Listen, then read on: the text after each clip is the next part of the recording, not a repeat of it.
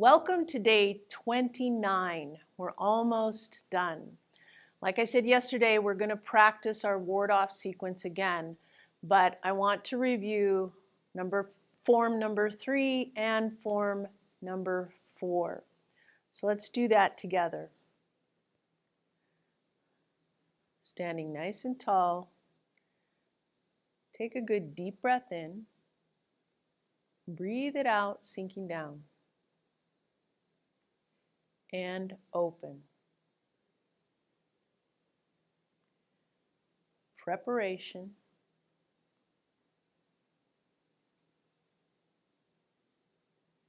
Repulse the monkey.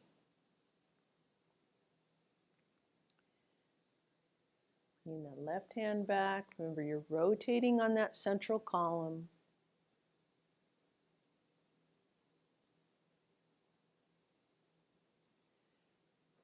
Good. Now bring your weight over to the right and just step out, brush knee left. Bringing that weight back, holding the ball to the left, step out, brush knee right. Then bringing it back, holding the ball, brush knee left. And back, brush knee right. Now let's go forward with our brush knee. Remember, as you rock back, holding the ball, your hands have to change position. Bring the weight up onto that left, step out, brush knee right. Rocking back, holding the ball. Bring all the weight onto that right, brush knee left. Now rocking back, holding the ball. Bring all the weight onto that left and brush knee right. Now keep that weight on the right and come into pheasant stance. Step backwards. Pheasant stance. Step backwards. Pheasant stance. And one more. Pheasant stance. Then bring that foot down and do your wave hands like clouds without stepping.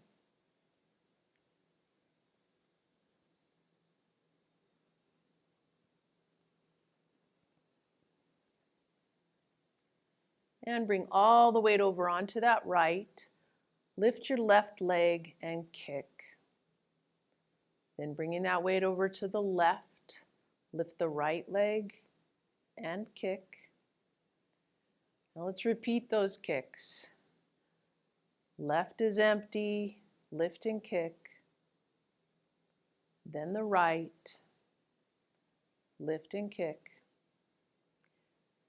Now bring your weight over to the right, step out, brush knee left, and come into pushing chi.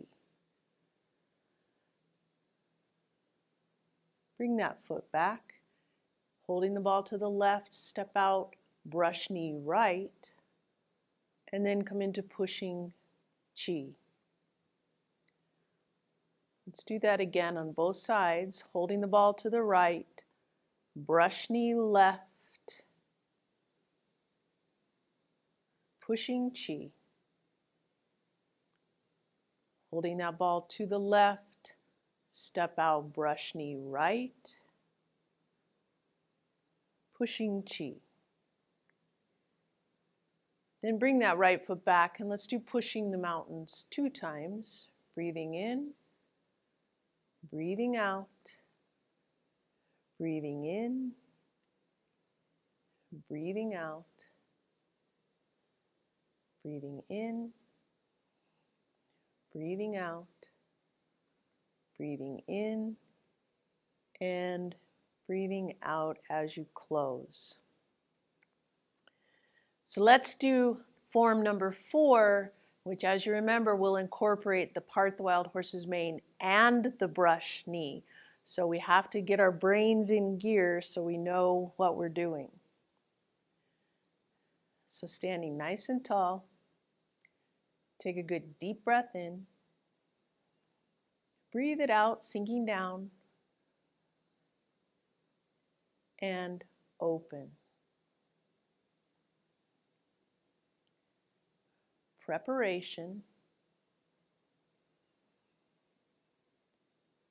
We're going to start with part the wild horse's mane. So holding that ball to the right, step out, part the wild horse's mane. Good. Then bringing that weight back, holding the ball to the left, step out, part the wild horse's mane.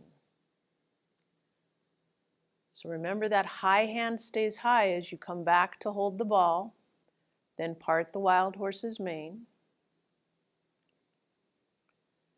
Rocking back, holding that ball, part the wild horse's mane. Now bring that right foot back, lift the left leg into pheasant stance. Then bring the weight to the left, lift the right into pheasant stance. Then bring your weight over to the right, holding that ball, we're going to step out into brush knee.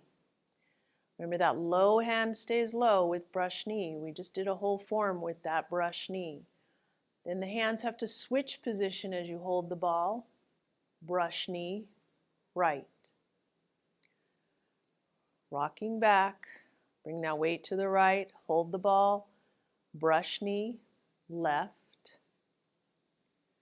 Rocking back, holding that ball to the left, step out, brush knee, right. Now bring that weight back, bring it to the right, and lift the left leg and kick. Then bring the weight to the left, lift the right leg, and kick. Now we're going to go forward with our part the wild horse's mane. Part the wild horse's mane, rocking back, holding that ball, bring the weight up onto that left, step forward with the right, part the wild horse's mane. Holding that ball, remember that high hand stays high to hold the ball, step out left, part the wild horse's mane. Rocking back, holding that ball, bring the weight up onto that left, part the wild horse's mane. Now step that left foot up and we're going to do our wave hands like clouds, but we're not going to step. Letting that body relax by rotating on that central column.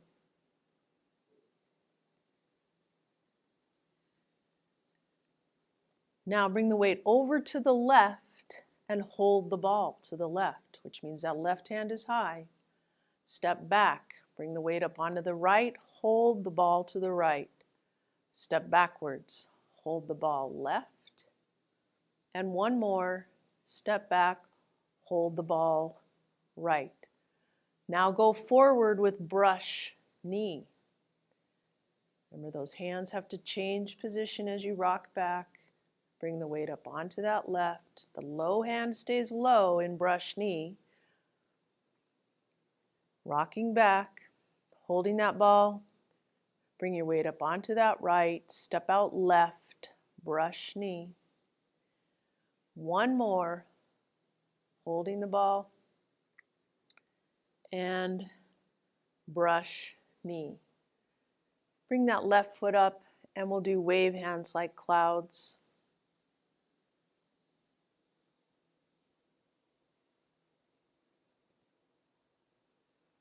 One more. Holding that ball to the right, step backwards, hold the ball to the left. Step backwards, hold the ball to the right. Step back, hold the ball to the left. Now step out with the right into pushing chi. Let's do pushing chi one more time. Bring the weight up onto that right leg, step forward left, pushing chi. One more time. Bring the weight up onto that left and open up into return the tiger to the mountain. Bring the weight to the right. Bring it down, center, bring it to the left. Let that right leg slide in, then center yourself here and close. Remember, we always close left to right to close that circle. So let's practice our ward off just a little bit more, and then tomorrow for our last day, we have a brand new form to do together, which will incorporate that ward-off sequence. So just like we did yesterday, think about the breathing as you hold the ball to the left. Breathing in, then you step out, you start to breathe out as you ward off. Grasp the bird's tail. Breathing in as you roll back. Breathe out as you rotate and press. Breathe in as you come in towards your body, pushing chi. Breathe out as you push away. As your weight comes to the left, let that right leg come back, breathing in to gather that energy and hold the ball. Then breathe out, ward off. Grasp the bird's tail. Roll back, breathing in, then breathing out as you rotate and press. Breathing in as you come towards your body, and breathing out as you push away. Now let's do that ward-off sequence again and think about the other principles that are coming into play with your ward-off. Obviously, you have continuous movement. You feel that water flowing. You should connect that to the idea of your substantial and insubstantial. We also want to think about keeping our columns intact. We are actually rotating in this movement, so we want to rotate on that central column. Moving from the dantian will help keep our shoulders in harmony with our hips. And we want to be rooted and grounded. We don't want to ward off and lift that back heel. We're in a bad position here. We want to keep ourselves rooted and grounded and within our columns by keeping those shoulders above our hips. All of these things come into play to help your body move with grace and to help your body relax. So let's do that again, thinking about the other principles. Holding that ball. Step out. Be rooted and grounded. Rotate on that central column as you ward off. Don't reach too far in grasp the bird's tail.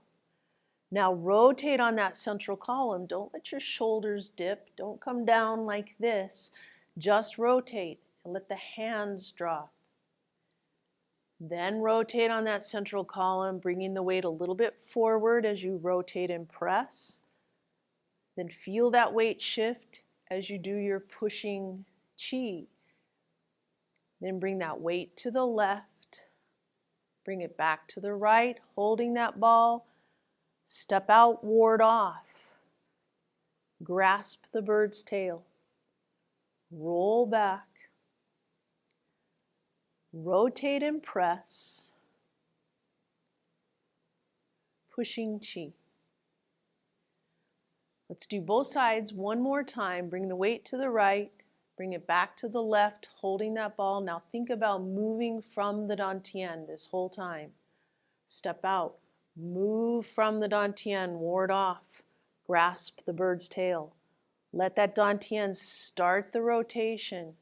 Roll back. Then it starts the rotation to rotate and press.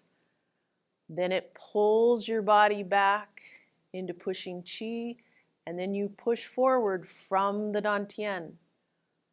Bring your weight to the left. Bring it back to the right, holding the ball. Step out. Let that dantian move that rotation. Ward off. Grasp the bird's tail. Start the movement from your dantian. Moving, rotate and press. And pushing chi. So we've learned a lot in our 29 days, and we're ready to put it all into a form tomorrow. I want you to remember, though, that even though we're focusing on learning movements, the real benefits of Tai Chi come from understanding those underlying principles. So I'll see you tomorrow for our last day.